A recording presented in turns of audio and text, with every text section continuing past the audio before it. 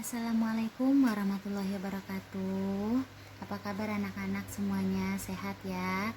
Tetap semangat walaupun kita belajarnya dari rumah dan tidak bisa bertemu dengan Bapak Ibu guru di sekolah serta teman-teman seperti biasanya. Mudah-mudahan kita bisa segera belajar di sekolah. Amin. Untuk kesempatan pagi hari ini kita akan masuk pada pembelajaran tematik khususnya yang berkaitan dengan mata pelajaran PKN dan IPS. Nah, pada kesempatan ini kita akan membahas mengenai perilaku-perilaku kita dalam kehidupan sehari-hari yang sesuai dengan sila-sila Pancasila. Nah, kita sudah belajar dari kelas 1 mengenai Pancasila serta lambang-lambangnya dan juga perilaku-perilaku yang sesuai dengan sila Pancasila. Untuk kesempatan hari ini, Bu Guru akan menjelaskan kembali serta mengingatkan kakak dan abang kembali mengenai Pancasila, lambangnya, serta perilaku yang sesuai dalam kehidupan sehari-hari. Nah, Pancasila sendiri merupakan dasar dari negara kita, yaitu Negara Kesatuan Republik Indonesia. Nilai-nilai yang terkandung dalam Pancasila sangat sesuai dengan karakter bangsa kita yang sabar, sopan santun, lemah lembut, ramah tamah, baik, dan lainnya. Pancasila berasal dari bahasa Sanskerta yaitu panca dan sila serta shila, SYIILA. Panca artinya adalah 5, sedangkan sila artinya adalah dasar, sendi, alas atau landasan. Sedangkan shila, SYIILA, merupakan tingkah laku yang penting. Jadi, kalau kita gabungkan, Pancasila artinya adalah 5 dasar atau 5 aturan yang penting. Nah, pada kesempatan hari ini, Bu Guru sudah punya gambar burung Garuda, lambang-lambangnya.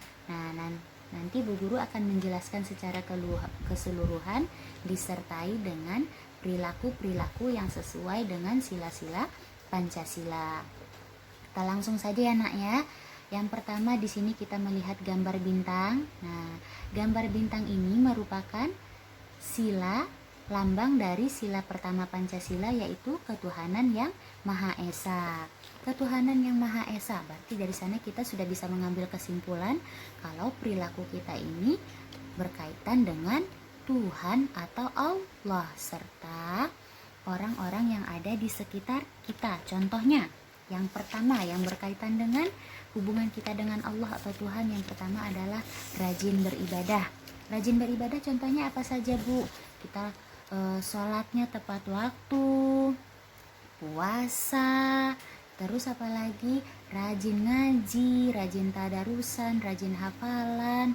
Kalau orang yang sudah mampu, nanti mudah-mudahan semuanya ya Kak ya, menunaikan ibadah haji. Amin.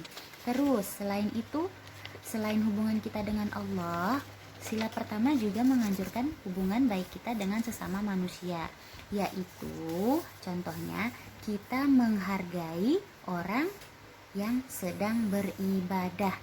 Jadi selain hubungan kita dengan Allah yang baik, kita juga harus sesama manusia hubungannya baik juga. Jadi kalau orang sedang beribadah, kita tidak boleh mengganggu atau mengusiknya. Yang selain itu apalagi?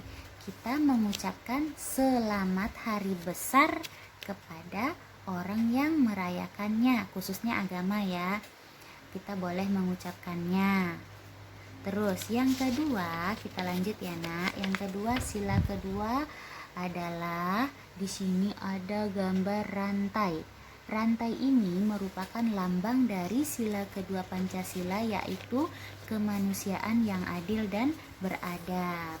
Nah, contoh dari contoh perilaku kita dari sila kedua itu apa Bu contohnya? Yang pertama contohnya kita membantu orang lain yang sedang membutuhkan, terus kita berinfak, sodako, wakaf dan sebagainya. Terus ada lagi kita membantu korban bencana alam, menjenguk teman yang sakit, atau melayat orang yang meninggal. Yang paling penting apa? Menolong orang lain yang sedang membutuhkan. Yang ketiga adalah di sini ada gambar pohon beringin. Pohon beringin ini merupakan lambang dari sila ketiga Pancasila, yaitu Persatuan Indonesia. Jadi kita sebagai warga negara Indonesia kita harus bersatu, tidak boleh terpecah belah. Tidak boleh terpecah belah, sesuai semboyan kita yaitu bersatu kita teguh, bercerai kita runtuh. Nah, contoh perilaku yang sesuai dengan sila ketiga ini adalah yang pertama, kita tidak boleh membeda-bedakan teman. Jadi, kakak dan abang apabila berteman baik di rumah, di sekolah maupun di mana saja harus berteman dengan siapa saja, tapi ingat selagi temannya mengajak kepada kebaikan. Jika temannya mengajak kepada keburukan, kita tidak boleh mengikutinya. Kalau kita ingatkan dia tidak mau, kita tidak usah mengucilkannya, tidak boleh menjauhinya, kita cukup tidak mengikuti perilakunya saja. Ya.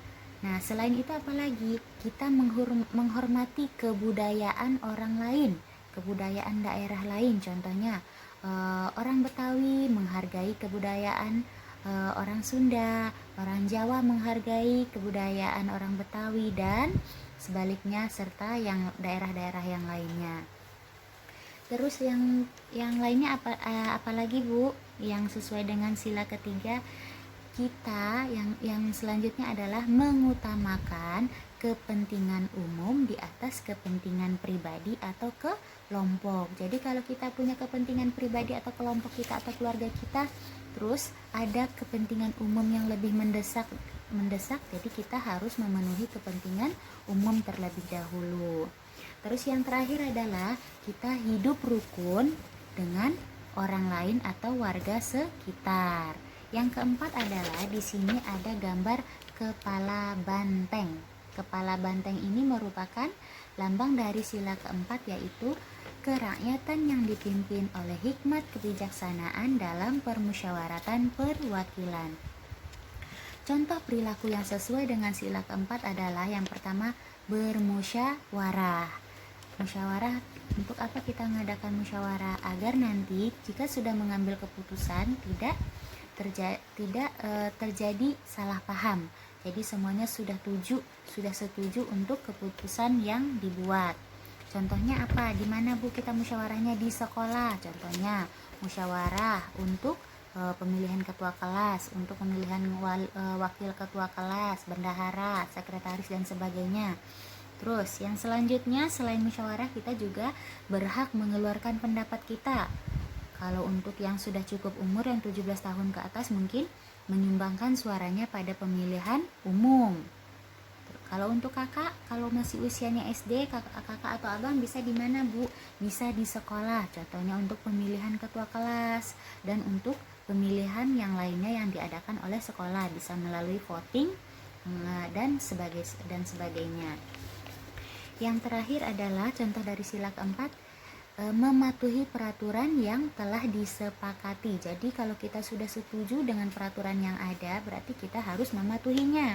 Contohnya kalau kakak datang ke sekolah tidak boleh terlambat, datangnya 6:30 sudah di sekolah, berarti kakak di sekolah itu 6:30 sudah ada di sekolah. Pakai seragam, ya memang harus pakai seragam, jangan ke sekolah datangnya pakai sendal ya. Nah, untuk yang selanjutnya adalah sila kelima yang digambarkan oleh padi dan kapas. Apa bunyi sila kelima?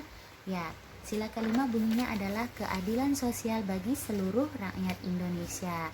Nah, perilaku yang sesuai dengan sila kelima ini adalah tidak boros. Jadi kita sebagai manusia tidak boleh boros. Selain tidak boros apalagi? Rajin menabung.